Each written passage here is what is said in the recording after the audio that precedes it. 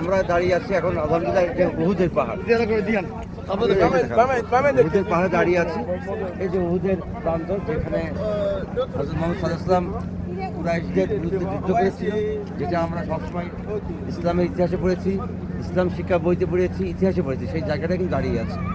আর এটা হচ্ছে জাবালে রুমা, যে পাহাড়ে কিন্তু হযরত মুহাম্মদ সাল্লাল্লাহু আলাইহি ওয়াসাল্লাম বলেছেন যুদ্ধের আগে যে তোমরা আমার এই যুদ্ধে যাই হোক তোমরা অবস্থান ছাড়বে না। এখানে কয়েকজন প্রায় 50 থেকে 70 জন তীরন্দাজকে রাখছে। আর এই জায়গায় হচ্ছে সেই ওদের প্রান্তর, যেখানে কিন্তু কুরাইশদের সাথে এখানে যুদ্ধ হচ্ছে।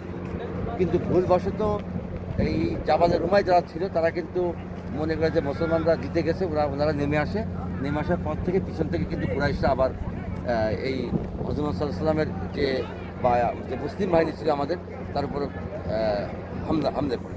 এবং অত্যন্ত দুঃখের বিষয় এইখানে কিন্তু সেই 70 জন সাহাবী মারা যান, সাথে হযরত মুহাম্মদ সাল্লাল্লাহু আলাইহি ওয়াসাল্লামের যে চাচা ছিলেন, খুব প্রাণপ্রিয় চাচা, উনি মারা যান। এবং ওনার নামেই এই উহুদ পাহাড়ে কিন্তু যে একটা মসজিদ করা হয়েছে, যেখানে মানুষ অনেকে 2 রাকাত নামাজ পড়ে।